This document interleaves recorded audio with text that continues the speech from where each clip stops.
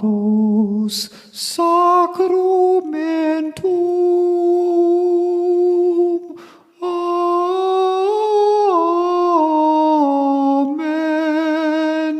Amen.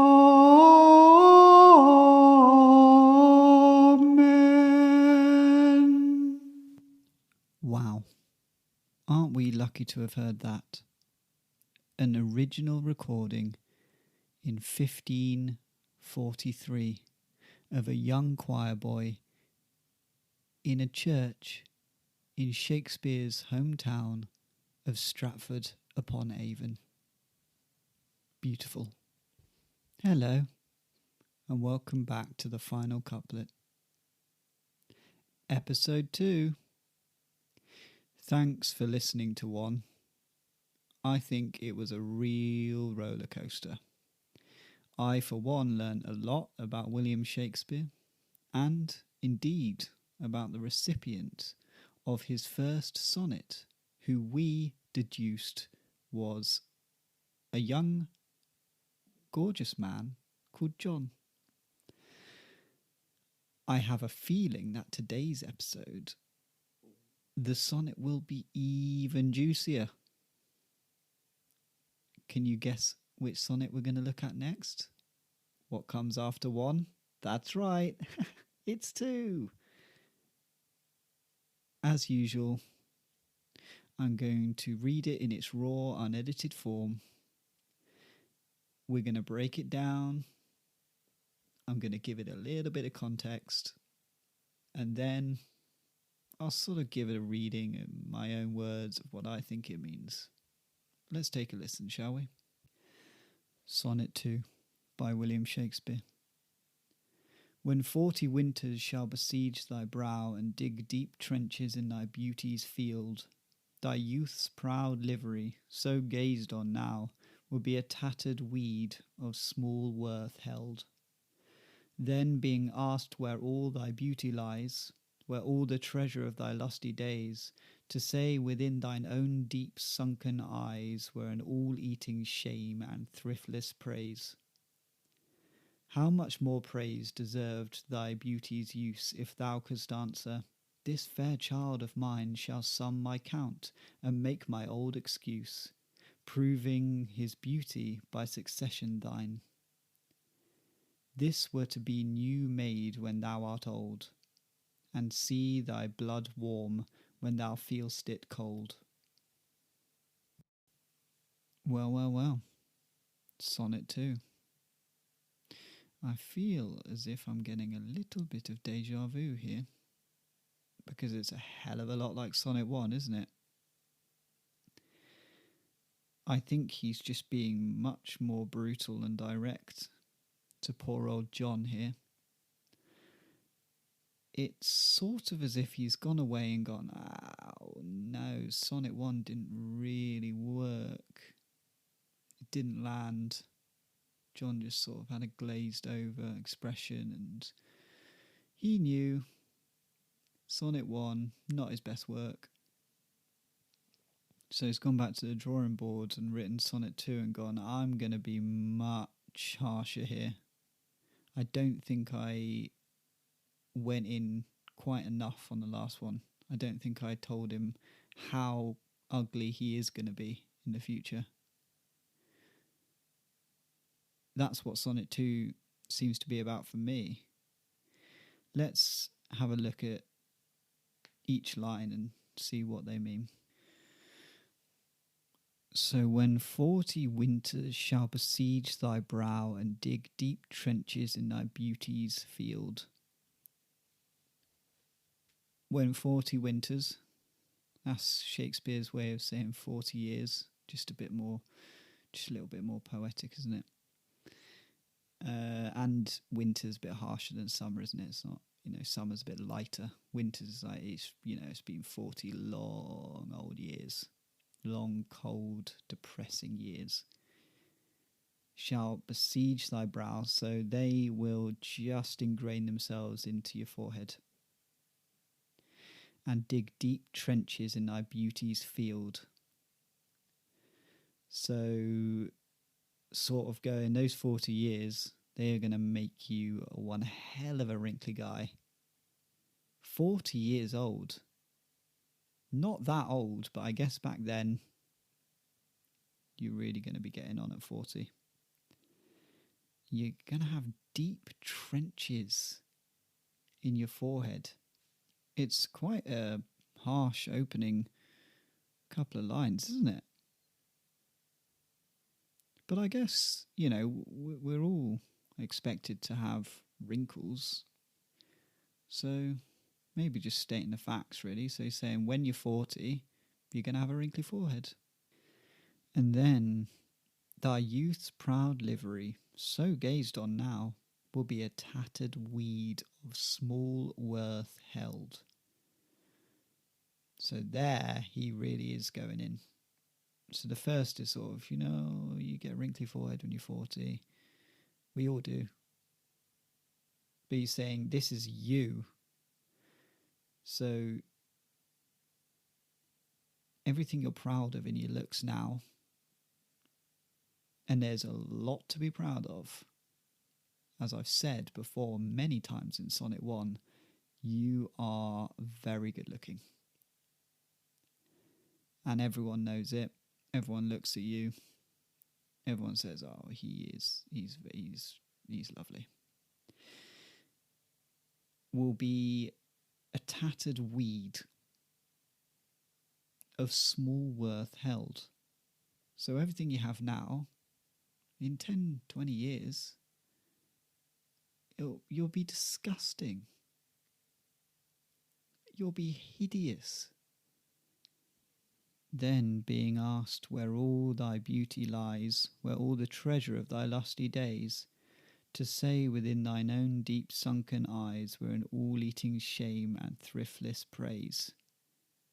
So here he's saying, when someone asks you, where is your youthful beauty? Where is it now? All you'll be able to say is, it's in my eyes.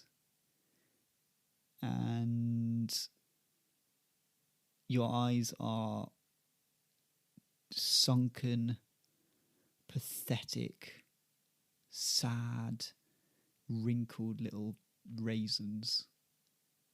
So that is not worth saying. And actually, quite frankly, embarrassing. How much more praise deserved thy beauty's use, if thou couldst answer, this fair child of mine shall sum my count and make my old excuse, proving his beauty by succession thine. And here we are again, back with Sonnet 1.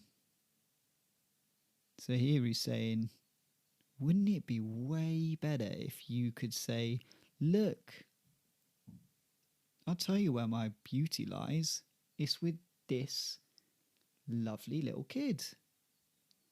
Isn't he beautiful? And that will make you feel so much better than saying it's in your sad little eyes. To say it's in your kid. Now there is something to be proud of. And then finally, the final couplet. There were to be new made when thou art old, and see thy blood warm when thou feelst it cold. Bit of a mouthful at the end there, isn't it? Feelst it cold. Anyway, for me, again, summing it up, saying new made. So there you'll have your kid. When you're old, it will warm the cockles of your cold, dead heart to say that you have a lovely kid. And I think that's really the meaning, isn't it? Again, pretty much exactly the same as Sonnet 1's meaning, but I would say much more heavy-handed much crueler. Shakespeare really showing his dark side here, isn't he? And I think for me, it makes me question what his relationship with John is. Is he just a mate? Or is this extreme jealousy of John and his good looks and his lack of children something more? Right, let's give some context to this. Let's set the scene. We must start where we left off with Sonnet 1, which was in the pub with John. Shakespeare's just read Sonnet 1 to John, and it was not received how he thought it was going to be received. In his head, he imagined that John would go, yes, finally, I get it. I need to have a kid. Thank you so much, Shakespeare, for making this so clear to me with your beautiful words. But really what happened was John went, okay. And he made an excuse to leave quite swiftly after that, leaving Shakespeare on his own in the Nag's Head to think about the failure of his first ever sonnet. Shakespeare picks up his coat and leaves the pub dejectedly. He walks along the bank of the Thames, pulling out Sonnet 1 as he walks. He rips it up and chucks it into the Thames as a tear rolls down his cheek. I know what you're thinking. If he ripped up Sonnet 1, how was it published? And that's a fair question.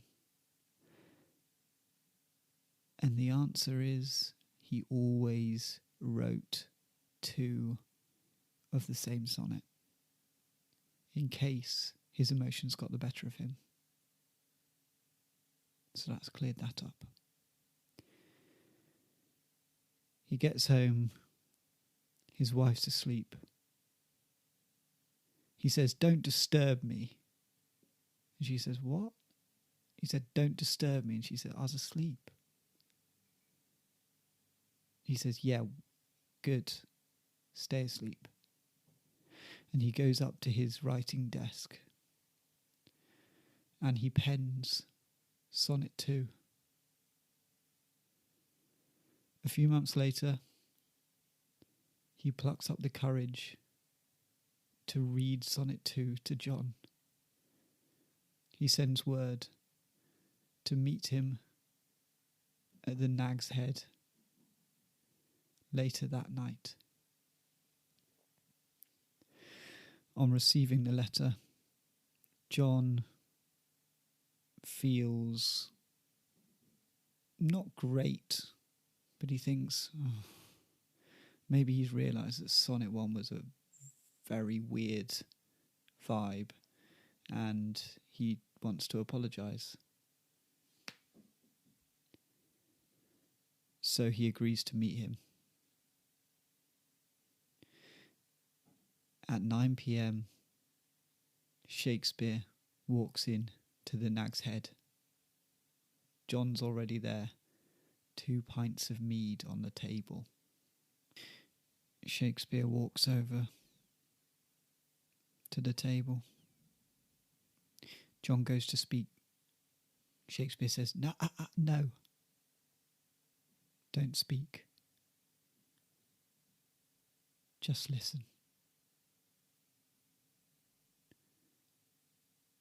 And he pulls out Sonnet 2 from his back pocket, clears his throat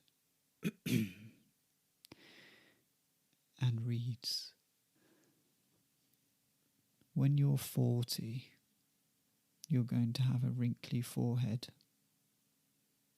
like when a plough goes over a field and leaves all those lines. It'll look like that. And although you are stunningly good looking now, and I can't emphasize that enough, you will soon look like someone's back garden when they haven't looked after it for ages. That is to say, you will look horrible. In a few years' time, when people ask you where your looks have gone, all you'll be able to say is, 'My looks are in my eyes.' But your eyes will be disgusting then, because they will be old. I think you'll agree that it would be much better to point to your kid and say, 'There's my beauty. It's my kid who looks just as hot as I did at that age.' Basically, when you're old, don't you want to have a kid of your own to warm your cold, dying heart?"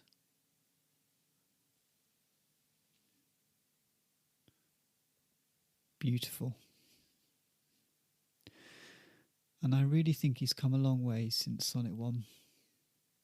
I think Sonnet 1 clearly didn't drive home quite how disgusting John would look as he aged. But this one is much more to the point. And I really, really respect Shakespeare for not holding any punches. Thanks for listening to Sonnet 2. And I'll leave you guessing which sonnet I'm going to look at next week. Bye. Carus sacramentum